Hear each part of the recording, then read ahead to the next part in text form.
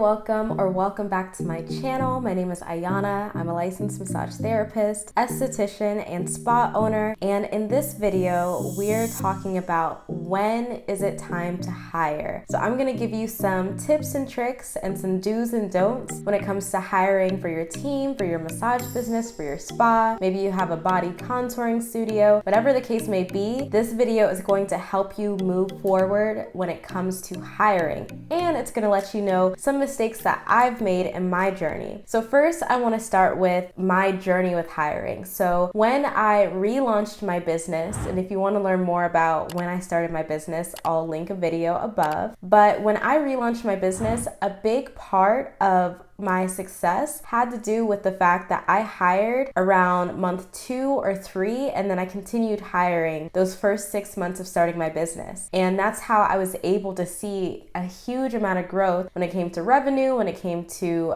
reaching my customers and my clients. It's because I was able to hire so early in my business. I want to structure this like do's and don'ts. So let's talk about things you don't want to do when you're hiring. By the end of the video, you should know if you're ready to hire or not. One of the first things is you do not want to hire if you are already at max capacity. So what a lot of people think is that, oh, I will hire my first contractor or an employee when I am maxed out, when, my calendar is full, when I can't take any more clients. And that is a huge mistake. That's actually something that I did when I went from one contractor to 4 contractors working under me. I did it when I was at max capacity. So I was, solo, and I did have one other massage therapist that worked for me, and we were maxed out. And that's when I decided to hire. The reason why you don't want to do it that way is because when you're at max capacity and you hire another team member, that's when you don't have enough time to train them. You're already stressed out because your calendar is already full, and it also makes you rush through the process of hiring. So what I want you to do instead is hire your first team member when you're at around 70% or 80% capacity, meaning that you could take a few more clients because you're not at max capacity and you're able to kind of fill in the gaps with a new contractor. So that leads me to my next thing. Do not hire if you are not at least 70% capacity. You do not need to hire a team member if you're not actually getting booked for your hours. So you really want to wait until you establish continuous clientele, and also wait until you've established a way to retain your clientele every single month. So I want your client retention rate to be at least 50%, meaning that for every new client that you get, at least 50% of those people rebook with you month after month. So I talk about a lot of different client retention strategies on this channel,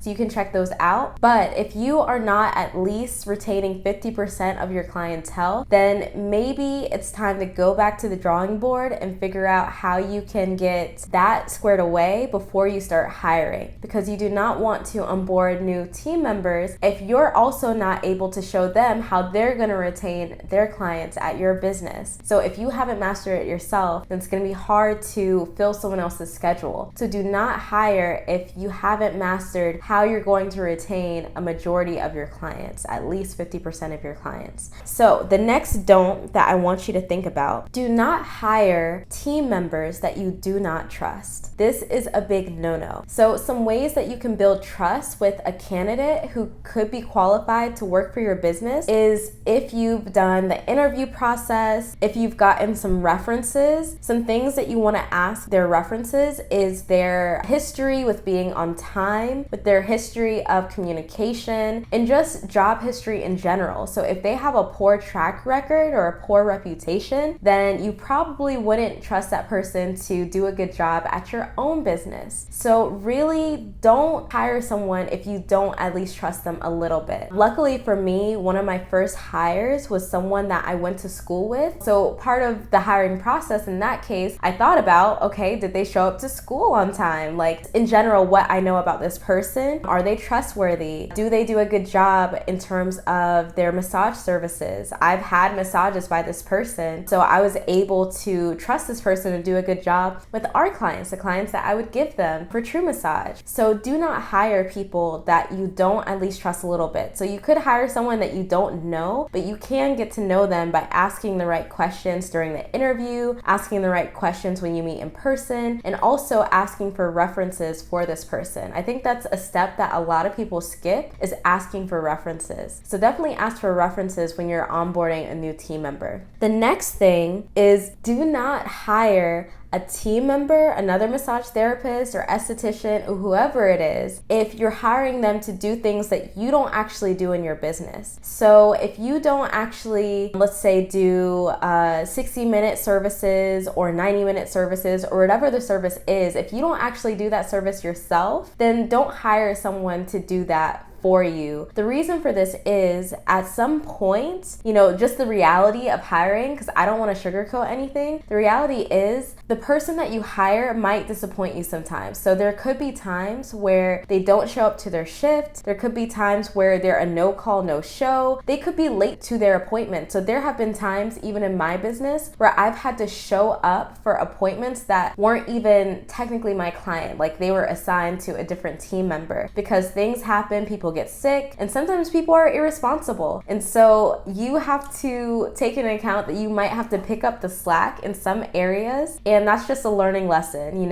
It helps you decide who's the best candidate to work in your business when you encounter issues like that. Another example of this is, you can think outside the box. Your first hire does not have to be another massage therapist. One of my first hires, besides the massage therapist that I hired, was a virtual assistant. So I hired a virtual assistant to assist me with kind of like the day-to-day admin, making sure the schedule looked good. So one of their main jobs was to create the pay stubs and send them to my team, because that was a time-consuming task that I felt like I was wasting time doing if I could hire someone else to do it. But before I hired that person, I was personally doing it myself. So I knew how to do it. I knew, some mistakes to avoid. And so I was able to train that person properly because I've done it myself. And plus, if that person were to leave tomorrow, knock on wood, then I could, pick up the slack myself and do it myself. So don't hire someone to do things that you haven't actually done yourself. It's the same with my bookkeeping. It's the same with sending payroll. I used to do that myself personally, so I know what to look for when I'm hiring someone to do that. So that's another thing when it comes to some don'ts. Some things that I do want you to do when it comes to hiring and taking this step. I want you to be organized in your business before you start hiring and onboarding your team. So what I mean by that is, do you have standard operating procedures? Do you have contracts in place? Do you have a place for you to teach your team member, what is the culture of your business? What is the type of customer service that you want them to model after? First of all, if your business is not set up properly, or you don't have like a proper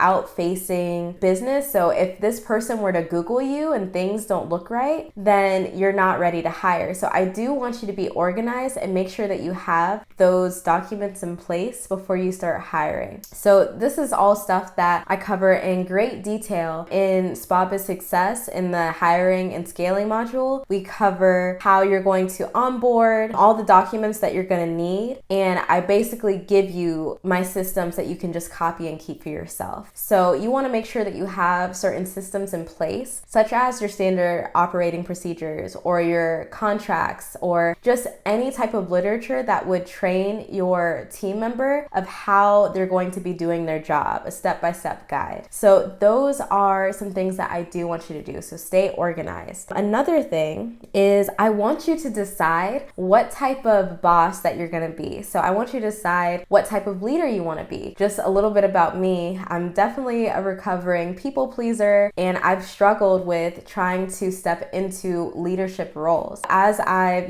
been on my hiring journey and hired people over time, I've had to learn how to be more assertive. I've had to learn how to communicate better with the team and make sure that my expectations are being met. And I've had to just learn leadership skills over time. So something I can do, I can leave some links to some books that have helped me with this, or even some articles that have helped me with this, and I'll put that down below. So definitely decide what type of leader you want to be. And something that I've learned learned about myself is that I like to, joke, I like to have fun, but I also like to make it established that, I take my business very seriously and I expect anyone who works for me to model really great customer service. That's something that's really important to me and like one of my values for True Massage and Bodywork. The next thing that I do want you to do is I want you to establish your company values. So what are some things that you value? Because something that you'll notice when you onboard team members, they want to feel secure and feel like they're coming into a business that is established, a business that is professional. So really establish your values, what type of culture you want to create so that they can step into your business and work for you and feel secure and feel like they know what is expected of them. So that's super, super important. The next thing that I want you to do is make sure that you think about the what's in it for me principle. So this is a principle that I talk about a lot with my students and even on this channel is when it comes to marketing, sales, or even business, you always have to think about the what's in it for me principle. So what I mean by this is how are you going to sweeten the deal of someone working with you? You really want it to be a mutually beneficial, you can think of it as a partnership, especially if you're onboarding contractors. A way that you can do this is think about the perks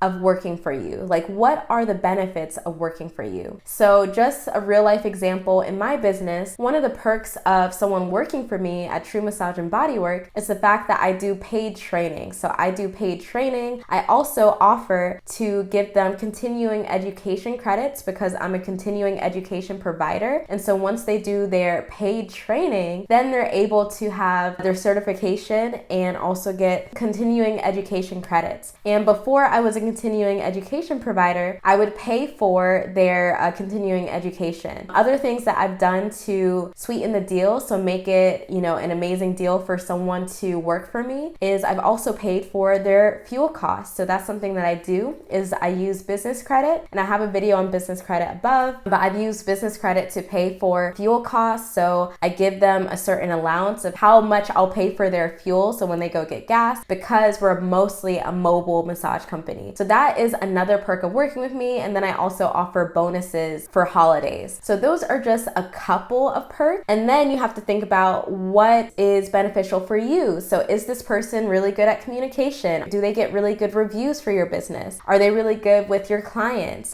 Do they ask a lot of questions? Do they care about doing a good job? Do they clean up after themselves? You just want to make sure that it's a mutually beneficial agreement so that they're getting something and you're getting something in return. And of course, you can use how much you pay them as a way to determine if it's a really good deal for them. So the last thing is I'm just going to offer some bonus tips for you. Another thing that I want you to consider before you hire is I really want you to break down your pricing strategy. So I have a whole video about how you're gonna price your massage services, and I cover it extensively in SpaBizSuccess, my mentorship program. But I want you to really get specific about what is your pricing strategy, because you're gonna need to price your services to where you can also pay your team a reasonable rate and also pay yourself and then also cover your costs. And so you're just gonna make sure that you've covered your pricing extensively so that you're able to do that in a reasonable way, so that you're not going in the red just to pay your contractors. Another bonus tip is just to be real, like hiring can be expensive. There are a lot of ways to make a really good income as a massage therapist or esthetician or spa owner, even if you're a solo massage therapist, because when you onboard people, it can be very expensive. So something that I've learned over time is that I actually don't need a team of 4 or 5. Like, to reach my income goals, I really only need a team of 2, maybe 3 if I'm doing holiday seasonal stuff or I expect it to be a really busy season, because something I've also noticed in my business, I keep track of the trends. I notice when it's going to be really, really busy and when it gets a little bit slow. And so I like to have different things in place to account for, those slow seasons, but I also want to make sure I'm staffing correctly. So a mistake that I made in the beginning of my journey is that I hired too many people. So for a while, just based on how many clients I was seeing every single week, it made sense to have 4 people on. But as things have changed and as my pricing has changed and just my strategy has changed, I can really get by with 2 people. And so that lowers my costs, especially now that I'm doing a little bit more work in the business. That is something to consider. And then I also want you to get clear on your why. Like, why are you choosing to hire? Like, really get clear on that so it doesn't feel like you're putting so much time and effort into finding the right candidates for your massage business. The reason why I started hiring is because I was able to scale a lot quicker because I could be in more than one place at the same time with my team. When I restarted my business, I was also pregnant, so I couldn't do as many massages as I wanted to do. And so it was really important for me to hire so that the business could keep going even when I'm on maternity leave and,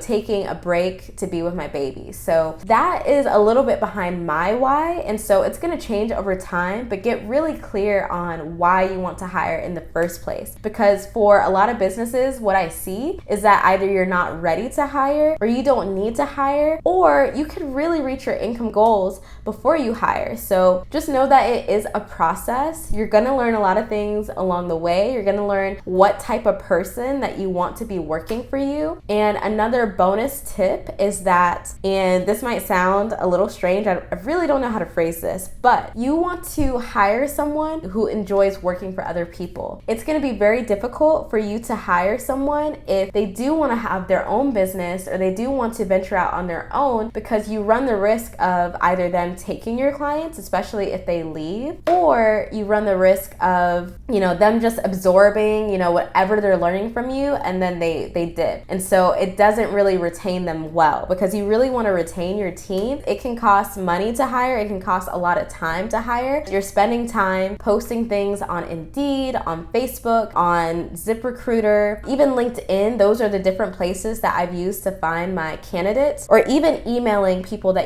to figure out who do you want to hire. So it takes a lot of time to find the right candidate, and it takes a lot of due diligence. You want to make sure you have the time on hand to do that, which, goes back to our first point of you don't want to be at max capacity, because if you're at max capacity, you're going to be stressed out and you're not going to have enough time to find a new contractor or new team member. So I really hope that this was helpful for you, and go ahead and in the comments, let me know what tip were you not expecting to hear in this video. What's been your hiring journey? Do you think you'll hire this year? And go ahead and put that down below so we can start a conversation about it. But really hope this was helpful, and I'll see you in the next video. Bye.